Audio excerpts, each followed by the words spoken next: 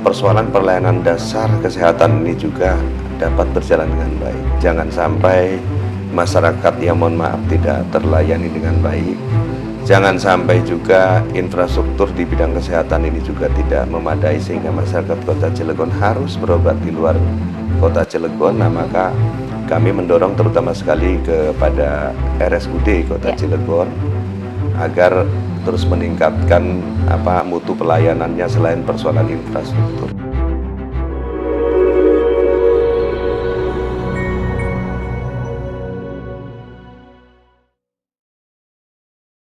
Assalamualaikum warahmatullahi wabarakatuh.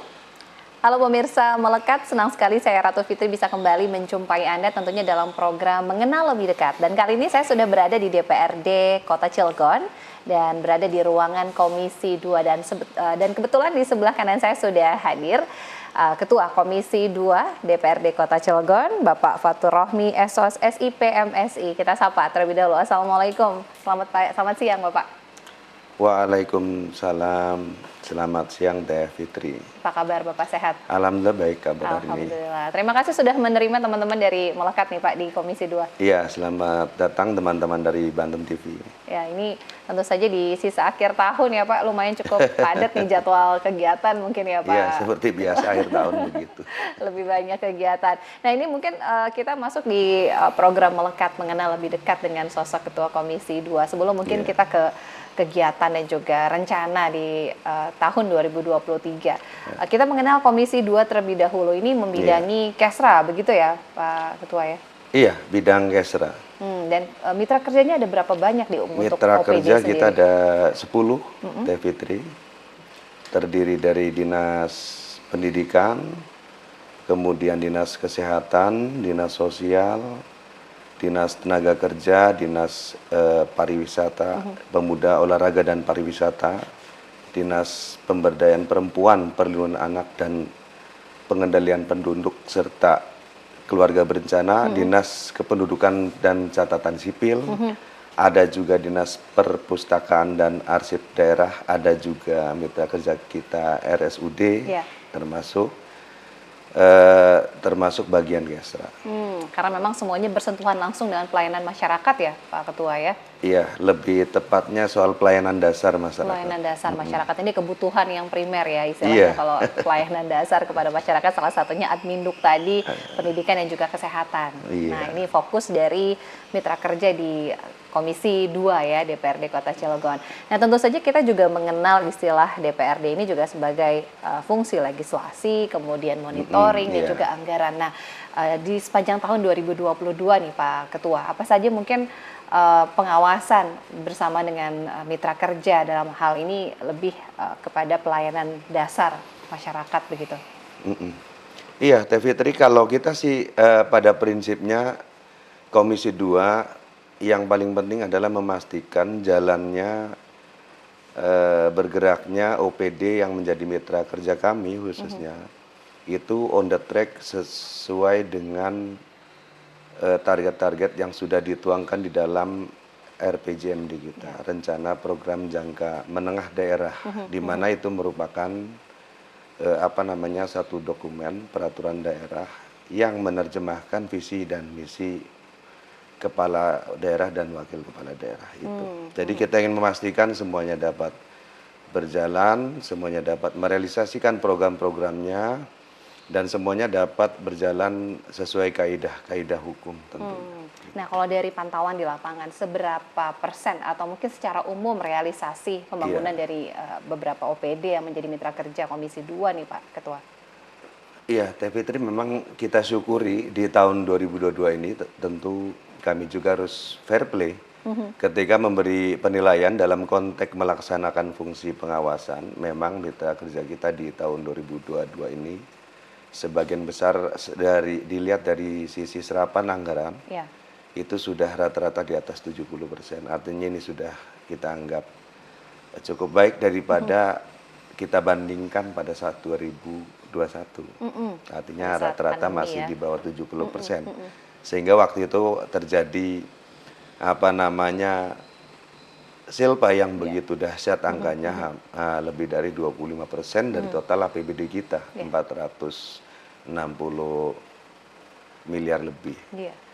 Nah, artinya di tahun 2022 ini ada peningkatan, grafiknya meningkat terkait dengan serapan anggaran. Nah, kedua yang paling penting, Teh Fitri, tentu kita juga tidak hanya mengawasi dalam konteks penyerapan anggarannya, tetapi pelaksanaannya atau outputnya. Kita ingin melihat sejauh mana efektivitasnya, sejauh mana masyarakat merasa terlayani. Satu contoh ketika kita lihat di dalam target di RPJMD kita, persoalan beasiswa full sarjana. Di tahun 2021 itu sekitar 520 terrealisasi, di 2022 ini insya Allah sampai akhir tahun anggaran ini bisa 1.500, dan di tahun 2022 tentu minimalnya angka 1.500 ini jangan sampai kembali turun.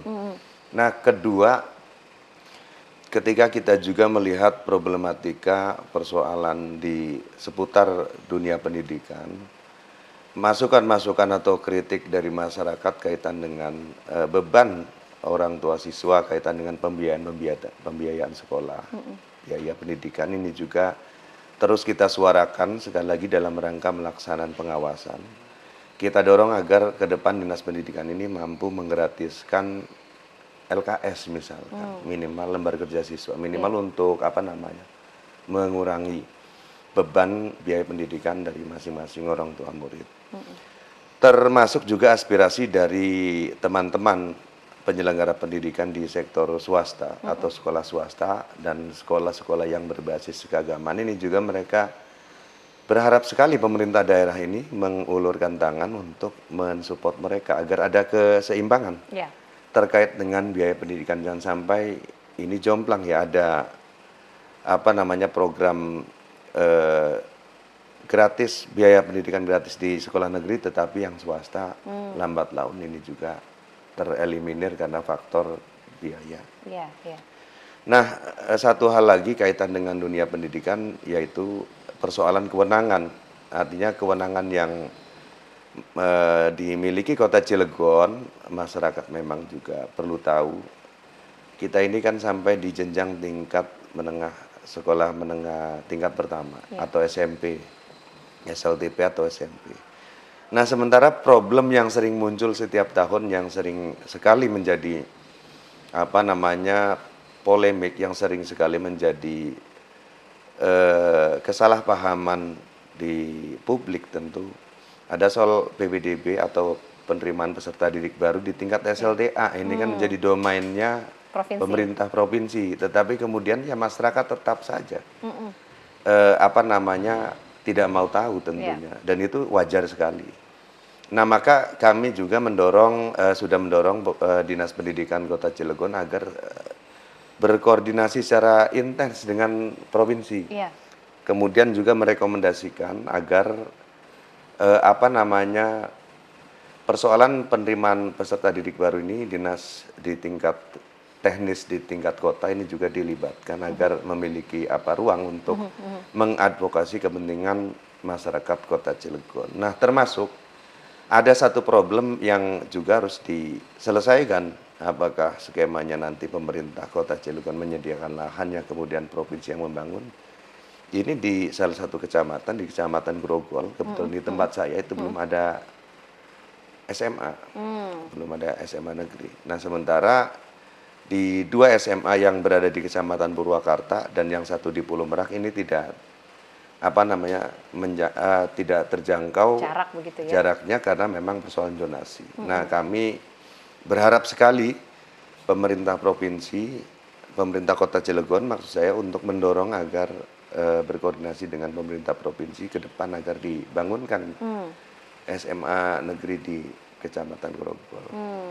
Itu di sektor pendidikan. Nah, kemudian di persoalan ketenagakerjaan misalkan, problem utama kita meskipun grafik atau persentase pengangguran kita TPT kita menurun kemarin, sebelumnya 12,69, di tahun 2022 ini turun menjadi 10,13. Tetapi jika dilihat angkanya itu masih cukup besar, masih cukup tinggi, karena bagaimanapun Kota Cilegon sebagai salah satu daerah yang berbasis industri, lebih dari 300 industri di Kota Cilegon. Ini menjadi PR besar bagi kita semua, baik pemerintah daerah maupun DPRD. Nah, kami secara pelan-pelan mendorong Dinas Tenaga Kerja untuk yang pertama memperkuat bagaimana program di Balai Latihan Kerja ini bisa di-upgrade, ditingkatkan, dan program-program pelatihannya disesuaikan dengan kebutuhan industri, harus linear dengan kebutuhan industri. Selain pelatihan-pelatihan yang berbasis UMKM. Nah, kemudian kami juga sudah sering melakukan rapat dengan Dinas Tenaga Kerja agar Dinas Tenaga Kerja menjemput bola kaitan dengan perencanaan tenaga kerjaan di perusahaan-perusahaan yang ada di Kota Cilegon. Itu harus kita jemput bola sehingga mudah-mudahan dari kebutuhan-kebutuhan tenaga kerja yang ada di industri ini dapat diprioritaskan kepada masyarakat Kota Cilegon. Putra daerah begitu ya? Iya. Nah, kemudian langkah-langkah yang lain adalah kita di DPRD Kota Cilegon sudah mensahkan itu perda tentang penyelenggaraan ketenaga kerjaan. Arti itu dalam rangka memperkuat eksistensi Dinas Tenaga Kerja baik dari sisi anggaran maupun dari sisi kewenangan-kewenangan, tentu dengan tidak melebihi kewenangan yang diberikan oleh pemerintah pusat. Nah, di sektor yang lain tentu banyak sekali. Kemarin baru saja disibukkan soal bagaimana kami mengawasi, memastikan bantuan sosial, baik yang dari pemerintah pusat, misalkan bantuan kenaikan BBM, dari provinsi, termasuk bantuan sosial yang dianggarkan oleh APBD Kota Cilegon. Ya, kami memastikan data-data penerima ini sudah sesuai, keduanya tentu tepat sasaran. Itu di bulan lalu luar biasa, artinya kesibukan kami di komisi untuk bagaimana memastikan program tersebut dapat sekali lagi bermanfaat bagi masyarakat. Nah, kaitan dengan masalah kependudukan, karena memang kita ini sudah memasuki maksud saya tahun politik, Teh Fitri ya. Iya, betul. Nah, maka di Komisi 2 kami sudah memastikan kaitan dengan rekam data kependudukan di Dinas Kependudukan dan Catatan Sipil ini semuanya dapat terintegrasi, karena ini juga menyangkut dengan DPT, dengan persoalan jumlah penduduk, sehingga kabarnya katanya Kota Cilegon seiring dengan kenaikan kursi di DPRD Provinsi Banten, Kota Cilegon naik menjadi 4 kursi. Ini tidak lepas dari peran bagaimana Dinas Kependudukan dan Catatan Sipil mampu mengintegrasikan, mampu melakukan kinerjanya secara baik dalam merekam data kependudukan. Nah, terakhir memang ada potensi sekitar 2.000 penduduk yang belum melakukan perekaman elektronik itu menurut data yang disampaikan oleh Dinas Kependudukan. Nah, ini tentu sedang juga kita dorong. Nah, di sektor yang lain tentu kita juga berharap bagaimana di Kota Cilegon ruang bagi kepemudaan misalkan ini dapat terus ditingkatkan untuk bagaimana generasi muda kita mengekspresikan kreativitasnya, meningkatkan kualitasnya lewat Dinas Pemuda dan Olahraga. Ini terus kita dorong agar semakin di tahun-tahun berikutnya ini terus ditingkatkan. Nah, kemudian persoalan pariwisata ini juga penting di tengah industrialisasi yang cukup padat di Kota Cilegon. Maka kami juga menginginkan ada sejenis tempat pariwisata alternatif lah. Di beberapa titik kami kemarin ikut coba mendorong agar di tahun 2023 nanti, karena memang pariwisata ini baru kemarin menjadi mitra kerja seiring dengan perubahan SOTK kemarin. Jadi sebelumnya mitra tidak kerja di Komisi 2 ya? Bukan di Komisi 2. Nah, kami mendorong di 2023 agar sektor-sektor pariwisata alternatif ini dapat dikembangkan oleh dinas bagian pariwisata. Ada Pulau Merak Kecil misalkan, ada situ Rawa Arum, ada situ Benteng ada juga wisata alam Watu Lawang, dan beberapa tempat wisata alternatif di Kota Cilegon ini kita dorong 2023 agar terus dikembangkan sehingga Kota Cilegon memiliki destinasi wisata yang minimalnya layak.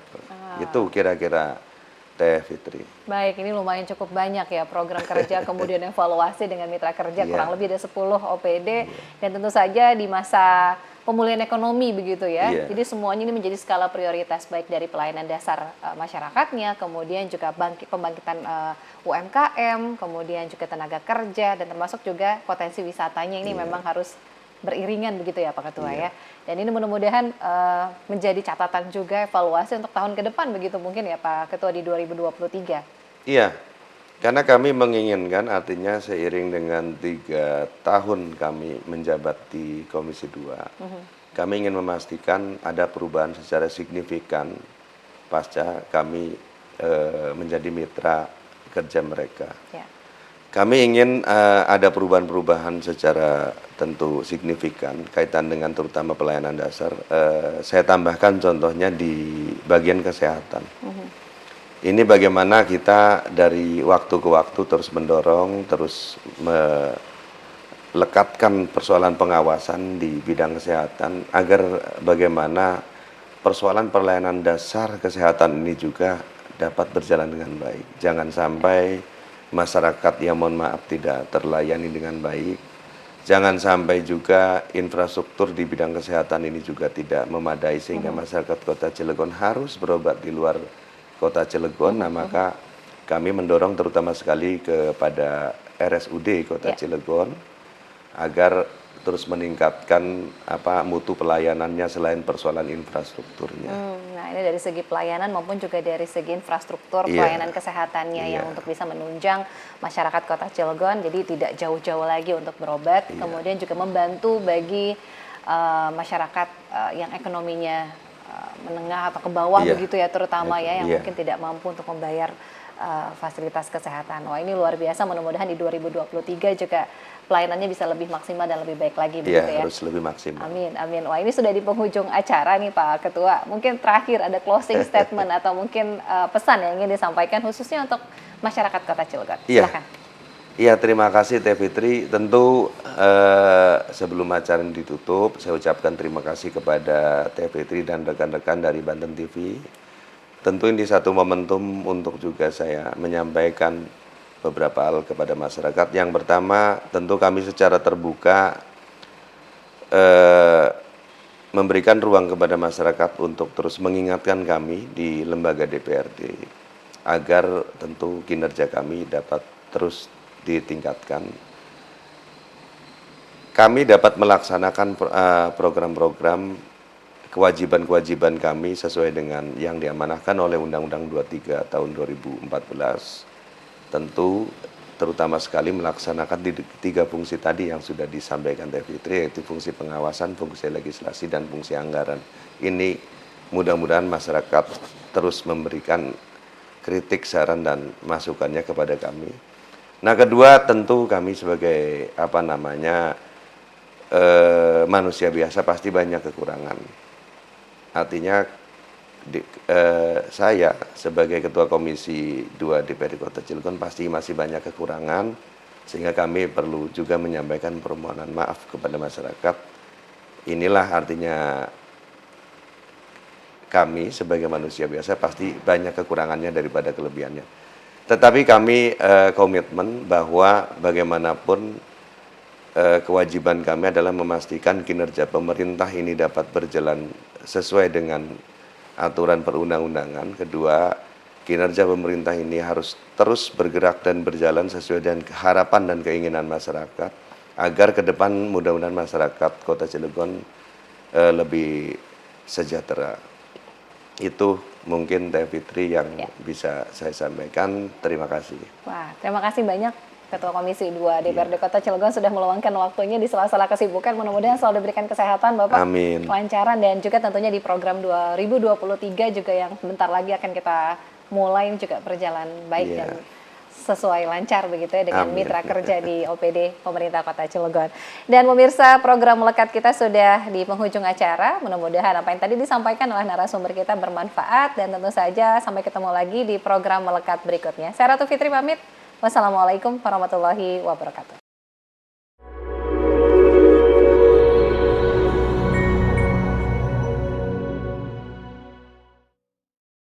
Iya. Iya. Nah, satu hal lagi kaitan dengan dunia pendidikan yaitu persoalan kewenangan. Artinya kewenangan yang dimiliki Kota Cilegon, masyarakat memang juga perlu tahu. Kita ini kan sampai di jenjang tingkat menengah, sekolah menengah tingkat pertama atau SMP, SLTP atau SMP. Nah, sementara problem yang sering muncul setiap tahun yang sering sekali menjadi polemik, yang sering sekali menjadi kesalahpahaman di publik tentu ada soal PPDB atau penerimaan peserta didik baru di tingkat SLTA. Ini kan menjadi domainnya pemerintah provinsi, tetapi kemudian ya masyarakat tetap saja tidak mau tahu tentunya, dan itu wajar sekali. Nah, maka kami juga sudah mendorong Dinas Pendidikan Kota Cilegon agar berkoordinasi secara intens dengan provinsi. Kemudian juga merekomendasikan agar persoalan penerimaan peserta didik baru ini dinas di tingkat teknis di tingkat kota ini juga dilibatkan agar memiliki ruang untuk mengadvokasi kepentingan masyarakat Kota Cilegon. Nah, termasuk ada satu problem yang juga harus diselesaikan. Apakah skemanya nanti pemerintah Kota Cilegon menyediakan lahannya, kemudian provinsi yang membangun. Ini di salah satu kecamatan, di Kecamatan Grogol, kebetulan di tempat saya itu belum ada SMA, belum ada SMA negeri. Nah, sementara di 2 SMA yang berada di Kecamatan Purwakarta dan yang satu di Pulau Merak ini tidak tidak terjangkau jarak begitu ya, jaraknya karena memang persoalan zonasi. Nah, kami berharap sekali pemerintah provinsi, pemerintah Kota Cilegon maksud saya, untuk mendorong agar berkoordinasi dengan pemerintah provinsi ke depan agar dibangunkan SMA negeri di Kecamatan Grogol. Itu di sektor pendidikan. Nah, kemudian di persoalan ketenaga kerjaan misalkan, problem utama kita meskipun grafik atau persentase pengangguran kita, TPT kita menurun kemarin, sebelumnya 12,69, di tahun 2022 ini turun menjadi 10,13. Tetapi jika dilihat angkanya itu masih cukup besar, masih cukup tinggi, karena bagaimanapun Kota Cilegon sebagai salah satu daerah yang berbasis industri. Lebih dari 300 industri di Kota Cilegon, ini menjadi PR besar bagi kita semua, baik pemerintah daerah maupun DPRD. Nah, kami secara pelan-pelan mendorong Dinas Tenaga Kerja untuk yang pertama memperkuat bagaimana program di Balai Latihan Kerja ini bisa di-upgrade, ditingkatkan, dan program-program pelatihannya disesuaikan dengan kebutuhan industri, harus linear dengan kebutuhan industri. Selain pelatihan-pelatihan yang berbasis UMKM.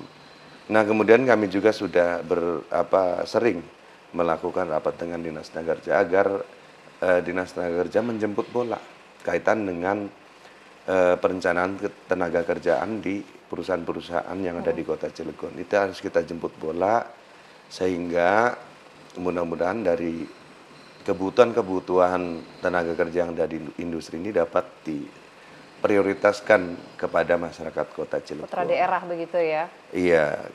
Nah, kemudian langkah-langkah yang lain adalah kita di DPRD Kota Cilegon sudah mensahkan itu perda tentang penyelenggaraan ketenaga kerjaan. Nanti itu dalam rangka memperkuat eksistensi Dinas Tenaga Kerja baik dari sisi anggaran maupun dari sisi kewenangan-kewenangan, tentu dengan tidak melebihi kewenangan yang diberikan oleh pemerintah pusat.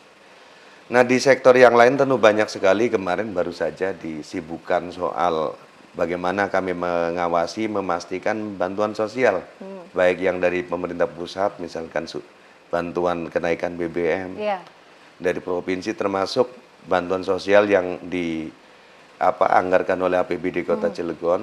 Ya, kami memastikan data-data penerima ini sudah sesuai, keduanya tentu tepat sasaran. Itu di bulan lalu luar biasa, artinya kesibukan kami di Komisi untuk bagaimana memastikan program tersebut dapat sekali lagi bermanfaat bagi masyarakat. Nah, kaitan dengan masalah kependudukan, karena memang kita ini sudah mendekati, memasuki maksud saya tahun politik, Iya, Teh Fitri ya. iya betul betul. Nah, maka di Komisi 2 kami sudah memastikan kaitan dengan rekam apa namanya data kependudukan di Dinas Kependudukan dan Catatan Sipil ini semuanya dapat terintegrasi karena ini juga menyangkut dengan DPT, dengan persoalan Hak jumlah pilih ya, penduduk, betul. sehingga kabarnya katanya Kota Cilegon seiring dengan kenaikan kursi di DPRD Provinsi Banten, Kota Cilegon naik menjadi 4 kursi. Ini tidak lepas dari peran bagaimana Dinas Kependudukan dan Catatan Sipil mampu mengintegrasikan, mampu melakukan kinerjanya secara baik dalam merekam data kependudukan. Nah, terakhir memang ada potensi sekitar 2.000 penduduk yang belum melakukan perekaman elektronik itu menurut data yang disampaikan oleh Dinas Kependudukan. Nah, ini tentu sedang juga kita dorong. Nah, di sektor yang lain tentu kita juga berharap bagaimana di Kota Cilegon ruang bagi kepemudaan misalkan ini dapat terus ditingkatkan untuk bagaimana generasi muda kita mengekspresikan kreativitasnya, meningkatkan kualitasnya lewat Dinas Pemuda dan Olahraga. Ini terus kita dorong agar semakin di tahun-tahun berikutnya ini terus ditingkatkan. Nah, kemudian persoalan pariwisata ini juga penting di tengah industrialisasi yang cukup padat di Kota Cilegon. Maka kami juga menginginkan ada sejenis tempat pariwisata alternatif lah. Di beberapa titik kami kemarin ikut coba mendorong agar di tahun 2023 nanti, karena memang pariwisata ini baru kemarin menjadi mitra kerja seiring dengan perubahan SOTK kemarin. Jadi sebelumnya mitra Tidak kerja di Komisi 2 ya. bukan di Komisi 2. Nah, kami mendorong di 2023 agar sektor-sektor pariwisata alternatif ini dapat dikembangkan oleh dinas bagian pariwisata. Ada Pulau Merak Kecil misalkan, ada situ Rawa Arum, ada situ Benteng kalau ada juga wisata alam Watu Lawang dan beberapa tempat wisata alternatif di Kota Cilegon ini kita dorong 2023 agar terus dikembangkan sehingga Kota Cilegon memiliki destinasi wisata yang minimalnya layak. Itu kira-kira Teh Fitri. Baik, ini lumayan cukup banyak ya program kerja, kemudian evaluasi dengan mitra kerja kurang lebih ada 10 OPD dan tentu saja di masa pemulihan ekonomi begitu ya. Jadi semuanya ini menjadi skala prioritas baik dari pelayanan dasar masyarakatnya, kemudian juga pembangkitan UMKM, kemudian juga tenaga kerja dan termasuk juga potensi wisatanya ini memang harus beriringan begitu ya Pak Ketua ya. Dan ini mudah-mudahan menjadi catatan juga evaluasi untuk tahun ke depan begitu mungkin ya Pak Ketua di 2023. Iya, karena kami menginginkan artinya seiring dengan 3 tahun kami menjabat di Komisi 2, kami ingin memastikan ada perubahan secara signifikan pasca kami menjadi mitra kerja mereka. Kami ingin ada perubahan-perubahan secara tentu signifikan kaitan dengan terutama pelayanan dasar. Saya tambahkan contohnya di bagian kesehatan. Ini bagaimana kita dari waktu ke waktu terus mendorong, terus melekatkan persoalan pengawasan di bidang kesehatan agar bagaimana persoalan pelayanan dasar kesehatan ini juga dapat berjalan dengan baik. Jangan sampai masyarakat yang mohon maaf tidak terlayani dengan baik. Jangan sampai juga infrastruktur di bidang kesehatan ini juga tidak memadai sehingga masyarakat Kota Cilegon harus berobat di luar Kota Cilegon. Nah, maka kami mendorong terutama sekali kepada RSUD Kota Cilegon agar terus meningkatkan mutu pelayanannya selain persoalan infrastrukturnya. Nah, ini dari segi pelayanan maupun juga dari segi infrastruktur pelayanan kesehatannya yang untuk bisa menunjang masyarakat Kota Cilegon, jadi tidak jauh-jauh lagi untuk berobat, kemudian juga membantu bagi masyarakat yang ekonominya menengah atau ke bawah begitu ya, terutama yang mungkin tidak mampu untuk membayar fasilitas kesehatan. Wah, ini luar biasa, mudah-mudahan di 2023 juga pelayanannya bisa lebih maksimal dan lebih baik lagi begitu ya. Harus lebih maksimal. Amin, amin. Wah, ini sudah di penghujung acara nih Pak Ketua. Mungkin terakhir ada closing statement atau mungkin pesan yang ingin disampaikan khususnya untuk masyarakat Kota Cilegon. Silakan. Iya, terima kasih Teh Fitri. Tentu sebelum acara ini ditutup, saya ucapkan terima kasih kepada Teh Fitri dan rekan-rekan dari Banten TV. Tentu ini satu momentum untuk juga saya menyampaikan beberapa hal kepada masyarakat. Yang pertama, tentu kami secara terbuka memberikan ruang kepada masyarakat untuk terus mengingatkan kami di lembaga DPRD agar tentu kinerja kami dapat terus ditingkatkan. Kami dapat melaksanakan program-program kewajiban-kewajiban kami sesuai dengan yang diamanahkan oleh Undang-Undang 23 tahun 2014. Tentu terutama sekali melaksanakan tiga fungsi tadi yang sudah disampaikan Teh Fitri, yaitu fungsi pengawasan, fungsi legislasi, dan fungsi anggaran. Ini mudah-mudahan masyarakat terus memberikan kritik, saran, dan masukannya kepada kami. Nah, kedua, tentu kami sebagai manusia biasa pasti banyak kekurangan. Artinya saya sebagai Ketua Komisi 2 DPRD Kota Cilegon pasti masih banyak kekurangan, sehingga kami perlu juga menyampaikan permohonan maaf kepada masyarakat. Inilah artinya kami sebagai manusia biasa pasti banyak kekurangannya daripada kelebihannya. Tetapi kami komitmen bahwa bagaimanapun kewajiban kami adalah memastikan kinerja pemerintah ini dapat berjalan sesuai dengan aturan perundang-undangan. Kedua, kinerja pemerintah ini harus terus bergerak dan berjalan sesuai dengan harapan dan keinginan masyarakat, agar ke depan mudah-mudahan masyarakat Kota Cilegon lebih sejahtera. Itu mungkin Teh Fitri yang bisa saya sampaikan. Terima kasih. Wah, terima kasih banyak Ketua Komisi 2 DPRD Kota Cilegon sudah meluangkan waktunya di sela-sela kesibukan. Mudah-mudahan selalu diberikan kesehatan Bapak, amin, kelancaran, dan juga tentunya di program 2023 juga yang bentar lagi akan kita mulai juga berjalan baik dan sesuai lancar begitu ya dengan mitra kerja di OPD Pemerintah Kota Cilegon. Dan pemirsa, program melekat kita sudah di penghujung acara. Mudah-mudahan apa yang tadi disampaikan oleh narasumber kita bermanfaat, dan tentu saja sampai ketemu lagi di program melekat berikutnya. Saya Ratu Fitri pamit. Wassalamualaikum warahmatullahi wabarakatuh.